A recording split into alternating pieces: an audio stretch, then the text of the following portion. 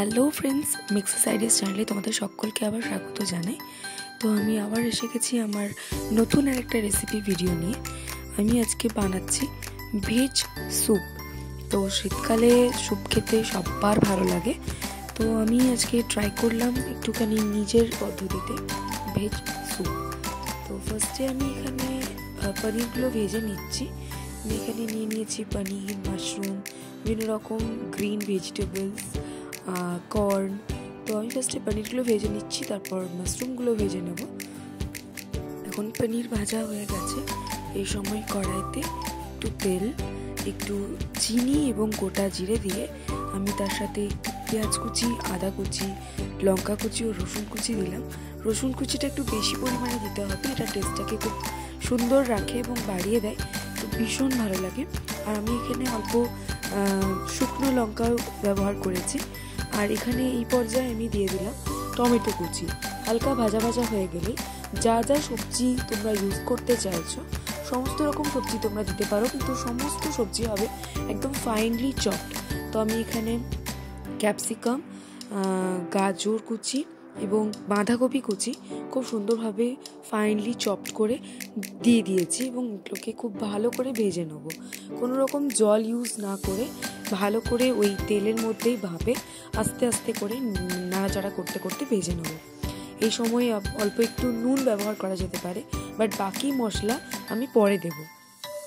পুরো মশলার মধ্যে আমি ব্যবহার করেছি জিরে গুঁড়ো, ধনে গুঁড়ো, মিক্স মশলা গুঁড়ো, তার সাথে আছে গোলমরিচ, গরম মশলা, পাস্তা মশলা।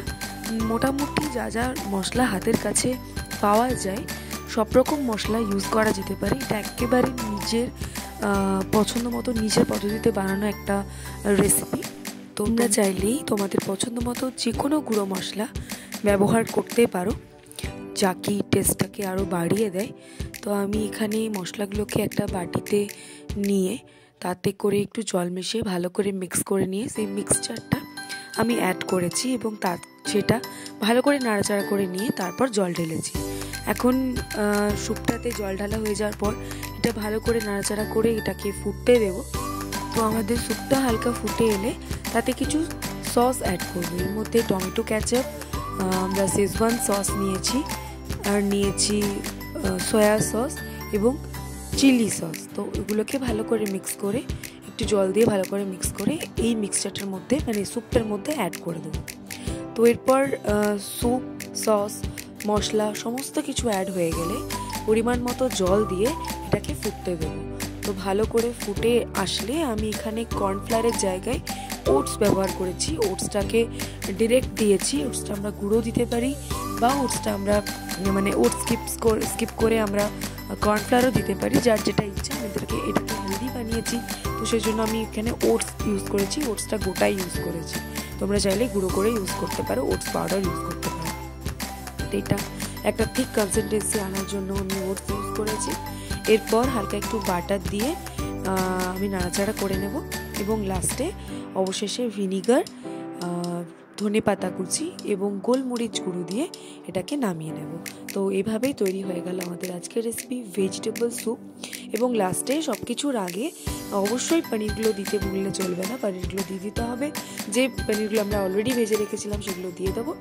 এবং তারপরে একে একে বাটার, ধনেপাতা, গোলমরিচ গুঁড়ো এবং ভিনিগার অ্যাড করে দিলেই আমাদের আজকের রেসিপি মিক্স ভেজ স্যুপ তৈরি হয়ে যাবে। তো তোমাদের রেসিপিটা কেমন লাগলো অবশ্যই আমাকে কমেন্ট করে জানিও। যারা আমার চ্যানেলে নতুন তারা অবশ্যই সাবস্ক্রাইব করে দিও। আরও নতুন নতুন ভিডিও দেখার জন্য আমার চ্যানেলটিকে ফলো করো। আমি আবার আসছি, দেখা হচ্ছে পরের ভিডিও।